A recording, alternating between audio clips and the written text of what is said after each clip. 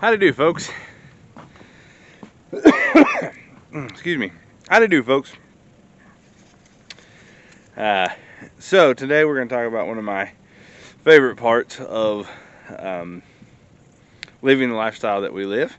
Not my favorite, but one of my favorites. We're going to grill some deer meat today.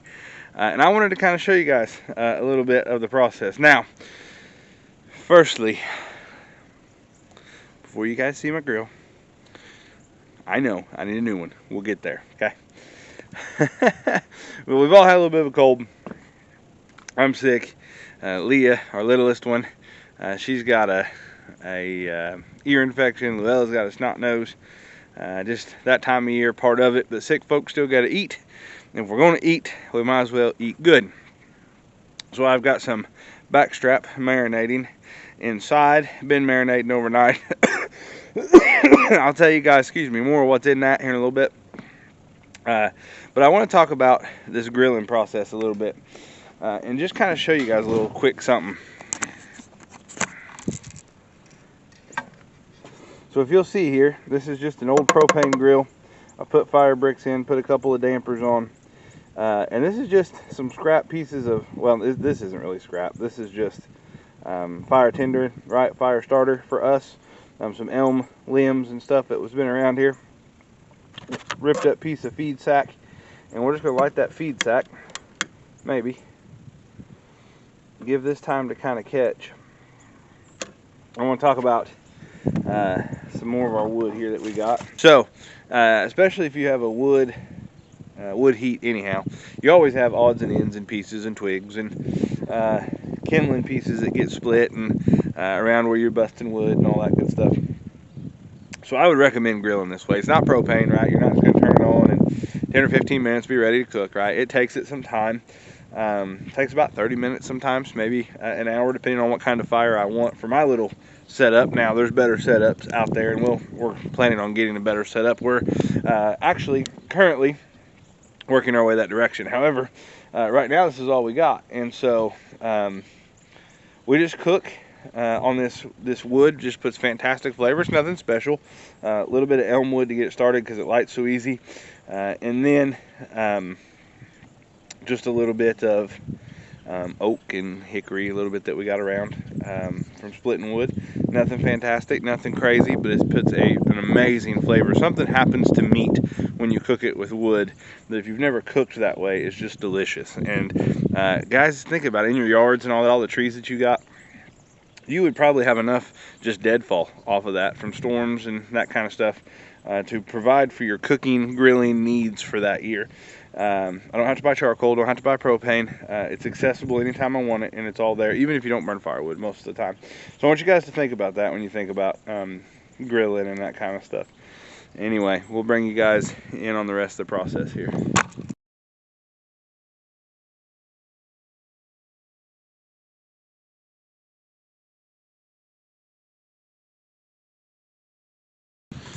Okay, full disclosure, I didn't put enough feed sack in there a while ago, and probably not enough wood.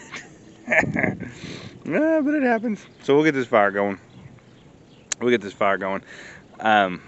One thing I do want to talk about also, if you're worried about the time, like there's always other things to do, like you're making other sides and stuff, and if you want to speed this process up, I recommend getting your fire kind of going, and I mean, stay where you can watch it, obviously, but if you can watch it from your kitchen, look out the window, be watching it, and be preparing your other food, and it makes that 30 minutes or so or an hour maybe, depending on what kind of fire you want, that you're waiting.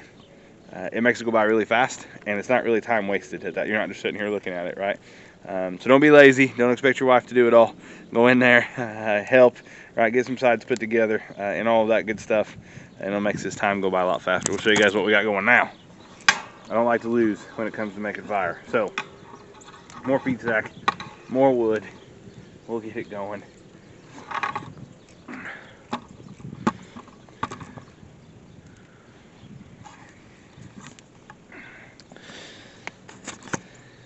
You guys watch the fire, and I'll go prepare some more stuff.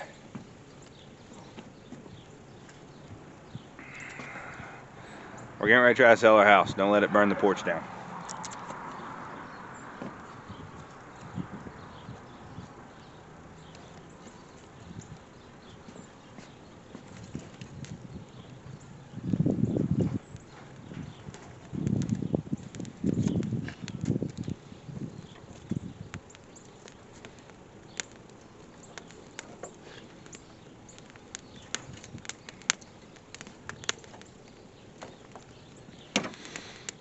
Don't get burned. I'll be back in a little bit. You guys, just like a kid, don't touch the fire. We'll be back.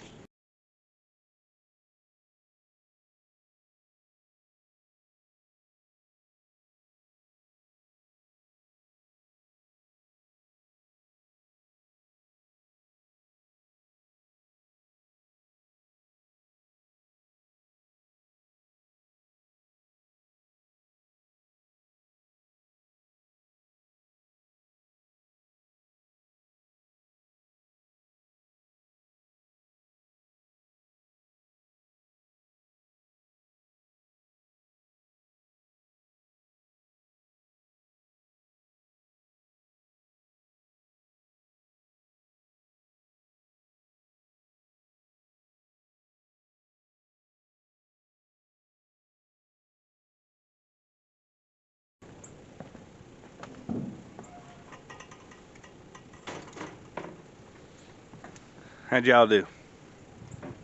Daddy? What, babe?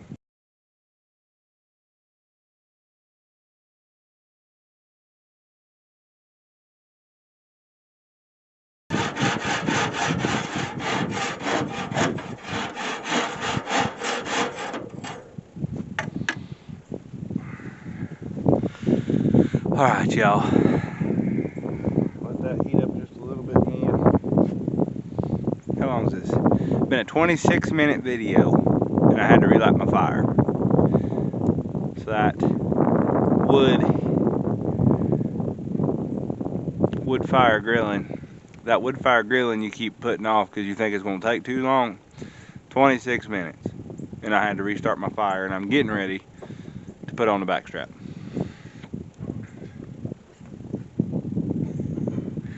And my daughter's making faces at me through the door.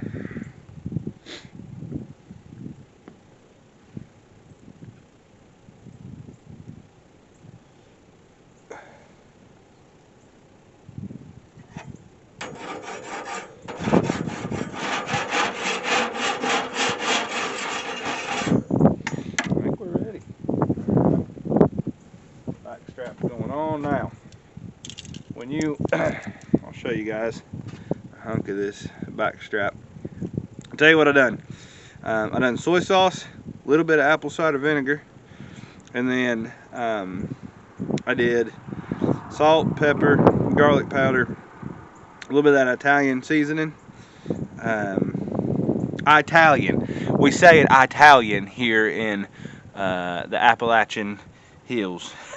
A little bit of Italian seasoning, red pepper flakes. What else did I put in here? Touch of brown sugar. We kind of like ours sweet, so I put a touch of brown sugar on there. Let it marinate about 24 hours. Deliciousness. Got the sizzling going on. I'll tell you, this is a medium rare type deal. You don't want to cook them. I don't want to cook them all the way through. I want them medium rare. Keep them good and tender and juicy. I will tell you though, word of caution, the old back strap here, it's not very forgiving. It goes from rare to well done pretty quickly. It don't take long. So you gotta, this is not like a, remember them infomercials where it's like, set it and forget it? This ain't one of them.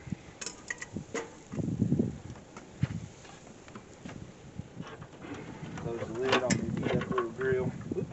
Extra stick hanging up over it. Alright. This grill was my grandpa's and it was propane. And the burners quit in it. And so I had this fire bricks from putting in the wood stove. when we lived in Decaturville, whenever I was young, living with my family, my mom still, and stepdad.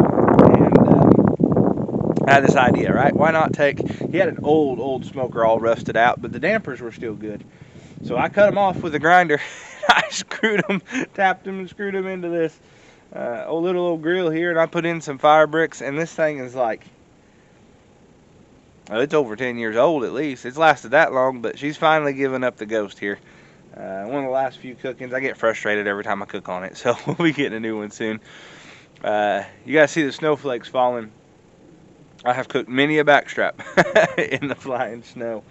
Tonight's going to be kind of a special dinner. We kind of want to do something a little special this evening. We don't go out and eat much.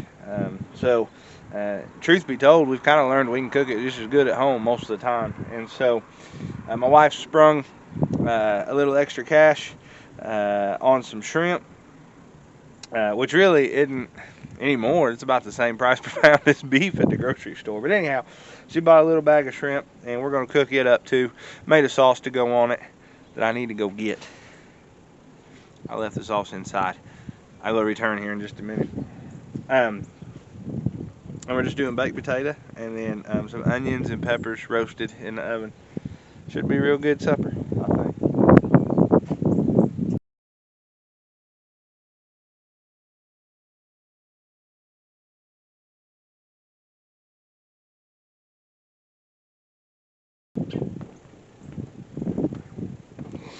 A little bit of sauce we're going to put on the shrimp as it cooks.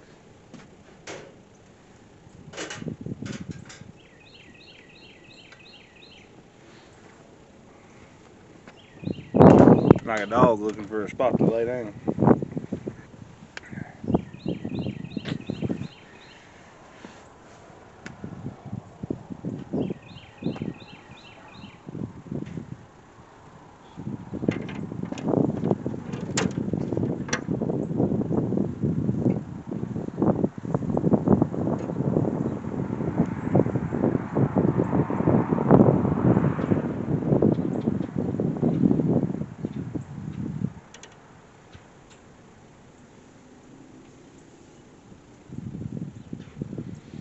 So I don't have meat thermometers, although one of these days, right? I just kind of do the poke test. You just kind of get a feel for it. I know there's probably a better way to describe it. I've always been told, right, push your thumb all the way, that's whatever. All the way down, that's well done. Loose, right, not as far, what have you. But you just kind of get used to doing it after you've done it a few times. It's not rocket science. Deer is safe to eat. I guess it is. I don't know, I've always ate it that way. I've never had an issue. Safe to eat at these temperatures, right? Nice medium rare type temperature. Should be good to go. Close that lid. I've already got some up on the top because they're done for the most part. I should have moved you guys because my head's like, I'm like the headless chef here today. Hey guys, how's it going? 35 minutes in. Already got some deer chunks done. So I'm telling you guys, this doesn't really take any longer than anything else.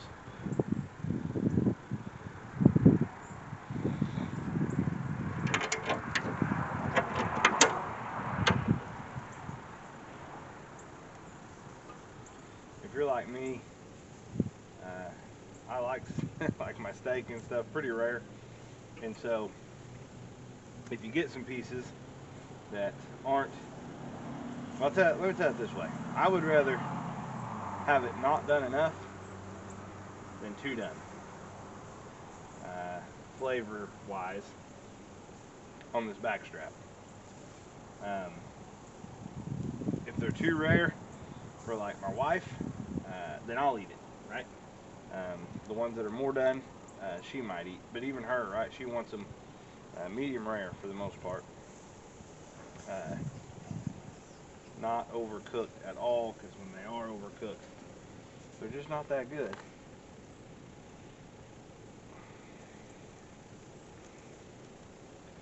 They're dry when they're that way.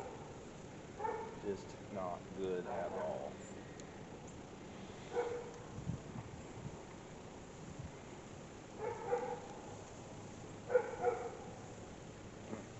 Hot. Hot fire.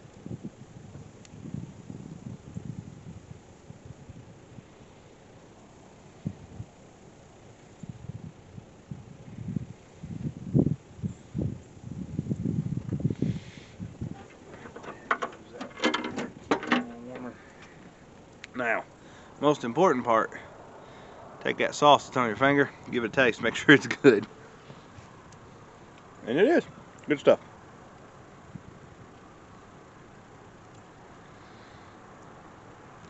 They kept calling for the snow to come.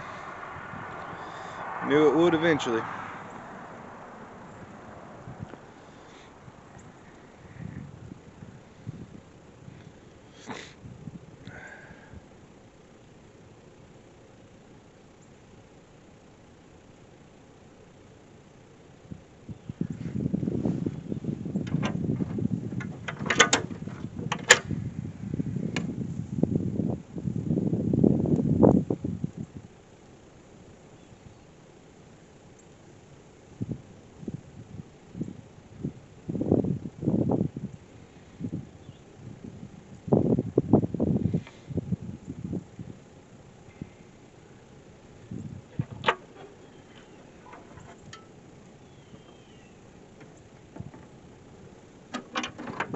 One of the important parts cooking like this is kind of one of our finished products here.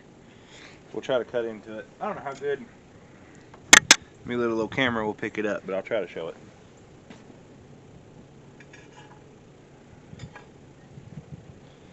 If you can see there, some pink in the middle, medium rare meat. It's kind of hard to show it. There you can kind of see it. And we will give it a taste test.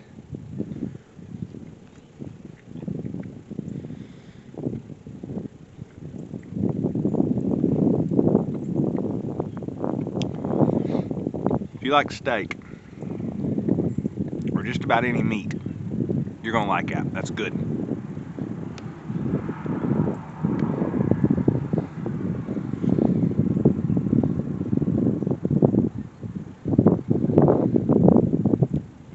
Again, this is one of them back straps we aged out in a cooler, minimum of 7 days.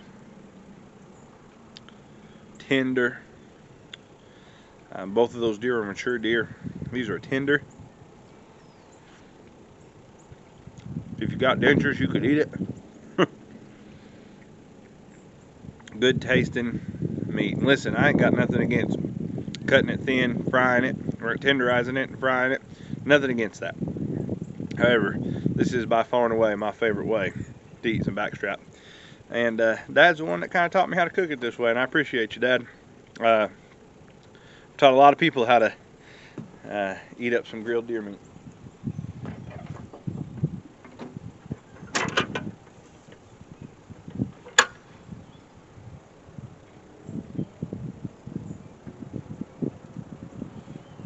Good. Man, that's good. Flavored up good. Good stuff. All right. Something I'm not as versed at, grilling shrimp. I've grilled shrimp, but it's been a really long time.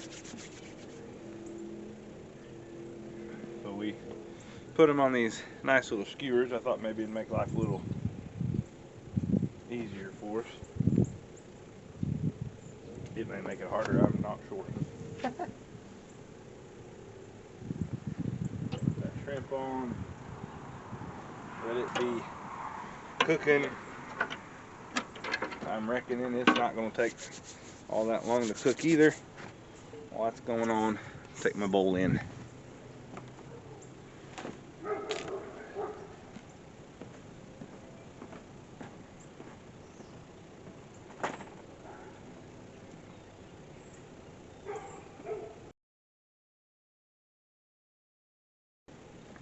So knowing that I just needed a hot, fast fire for that backstrap, I'm hoping I've got enough fire to cook that shrimp. It should. Surely. Surely it'll cook. Oh yeah.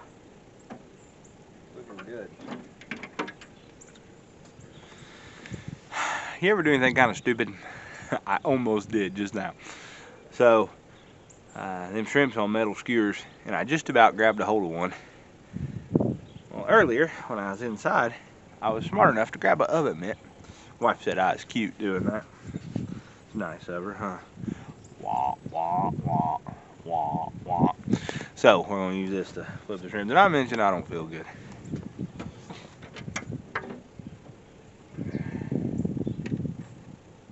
Yeah, looking good. Good. Looking good. Uh-oh, not good. Come on. Woo. Looking good. Little surf and turf action. How much you reckon this meal would cost at a restaurant? We're talking very good steak, cooked to a medium rare, flavored to deliciousness.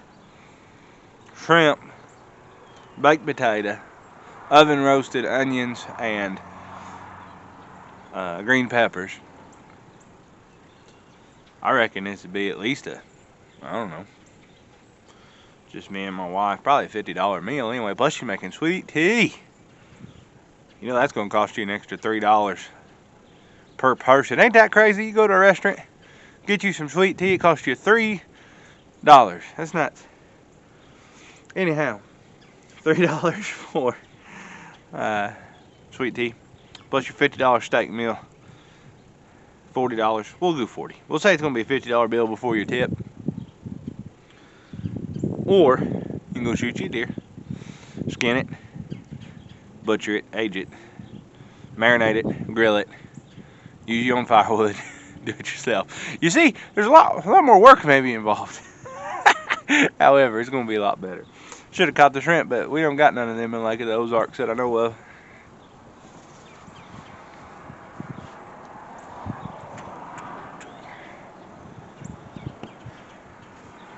It is snowing.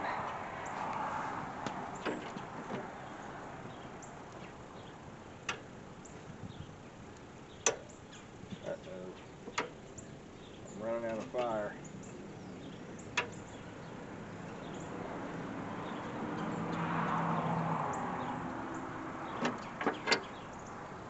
This is not good.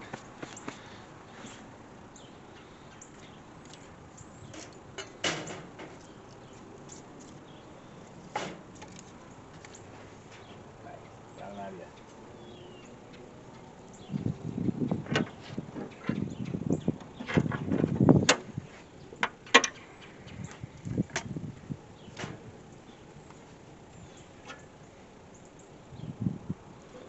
Boy, that'd really be terrible if some of that shrimp flavor got over there on them back straps, wouldn't it?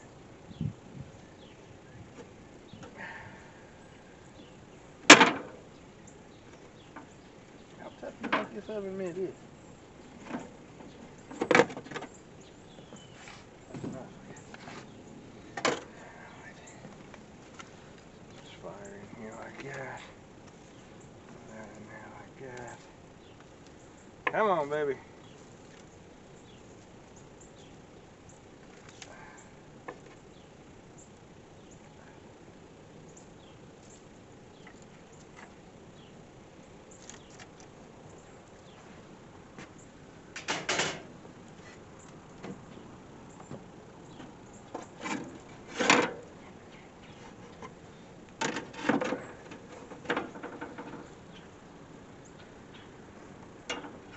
Good.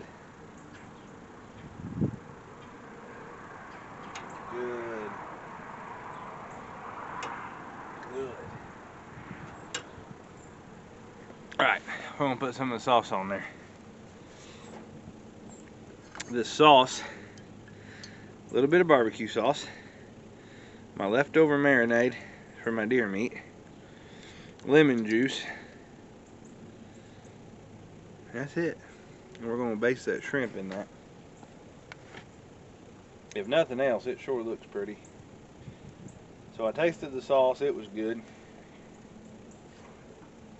I know shrimp's good, I like shrimp. Good sauce, good shrimp. Bound to turn out good, right? Hope Gordon Ramsay don't watch this. He'll be making fun of my hillbilly ways.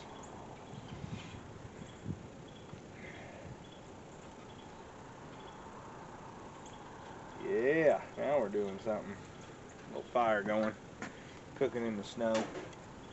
Porch is turning white. Crazy. Things we do because we love our spouses.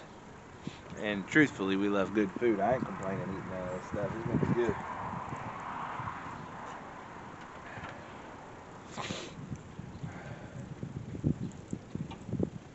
Don't everybody do this when you're sick?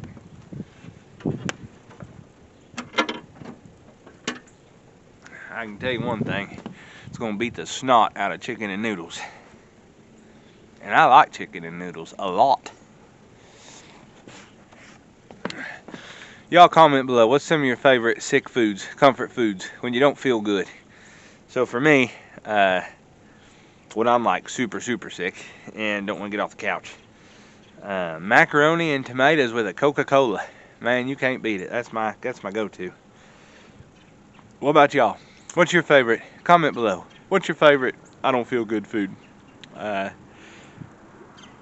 one we like, there's a little Chinese restaurant here in town that has the best egg drop soup. Man, it's delicious. And when you don't feel good, that egg drop soup's where it's at, man. It's good stuff.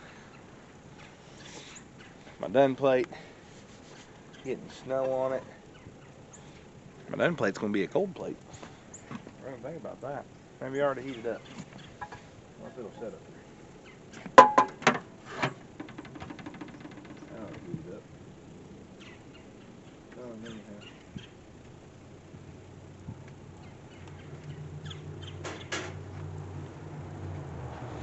Bone shrimpies.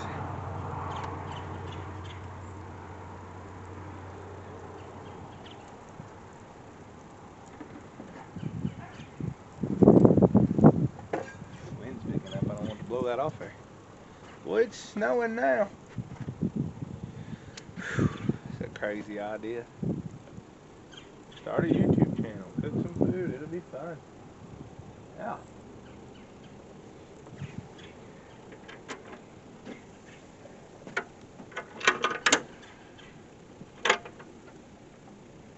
Yeah, now we're talking. And that shrimp done.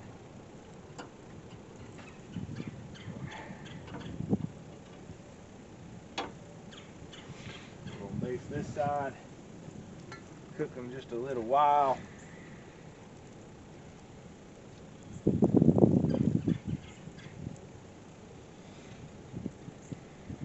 Opening up, looking good.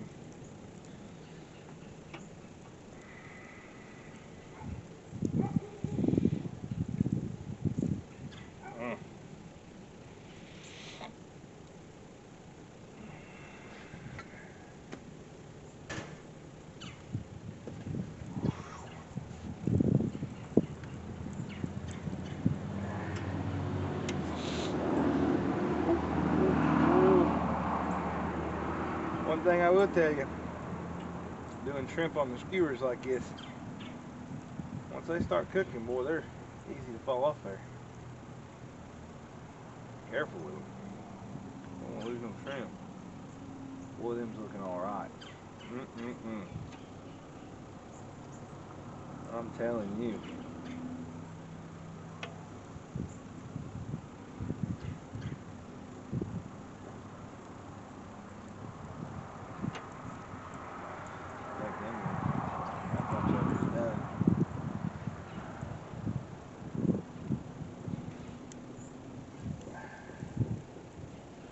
Bunch of them's almost as done.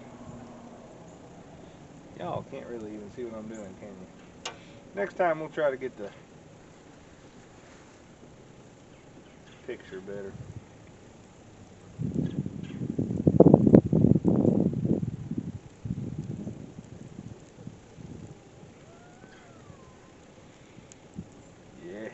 Yeah.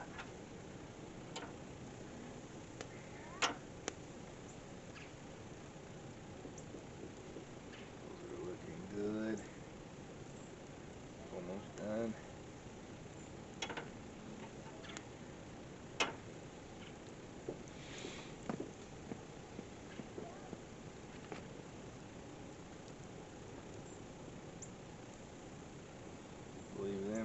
And so when I pick them up and look at them, really what I'm looking, they still got their kind of shell. You just grab the legs and peel them, peel the shell off. And I'm looking for that just to kind of split open. Once it splits open, I'm taking them on all of them, or most of them.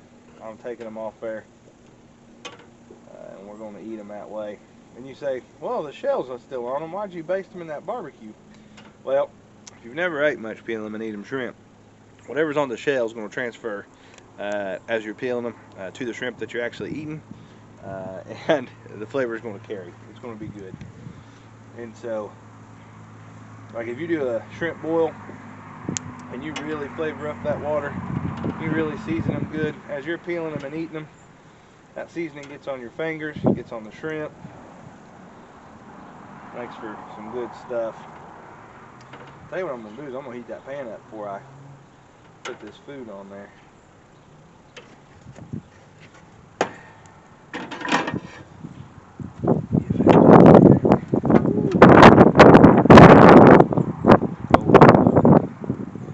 I'll show you guys finished product.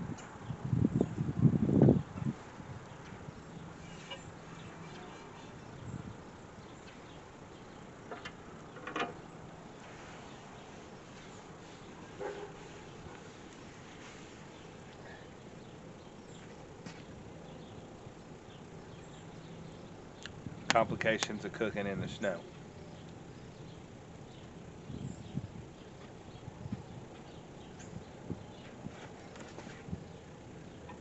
There we go. Warm pan. The thing about it, the ends of them cooled off good.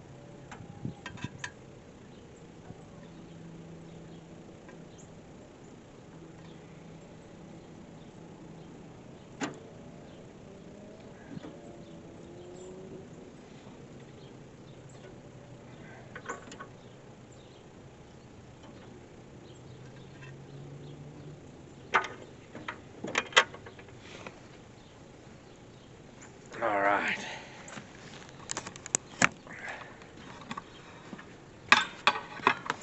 I want y'all to look at that. Little shrimp, little back strap. Go on, tell me that don't look good. Tell me that wasn't worth standing out in the snow feeling like not good. All right, guys. I'll show you the whole dinner in just a little bit. I want to show you guys the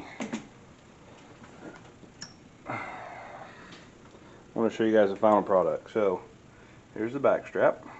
There's the shrimp, green peppers and onions cooked in the oven, just roasted in butter with salt, pepper, and garlic.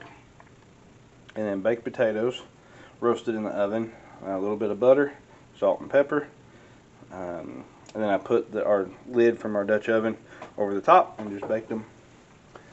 Sour cream made from cottage cheese, milk, and lemon. We didn't have any sour cream, and so I just Googled a recipe, and it seemed like it turned out pretty good. Shredded cheese for our baked potato. Bacon bits left over from this morning's breakfast. Should be good to go. The only thing I think we're missing that we would have liked to have had was green onions, and we just didn't think about it. So we are going to get off here and enjoy our delicious dinner. Guys, this is just a short video. I want to let you guys know some other things you can do with your deer meat. Other ways to cook it, different ways to cook it. Understand that you can make some delicious, tasty meals right at home if you'll just put in a little effort. Guys, thanks for watching. Please don't forget to like and subscribe. Don't forget to comment below your favorite sick dinner. We'll talk to you guys later. Bye.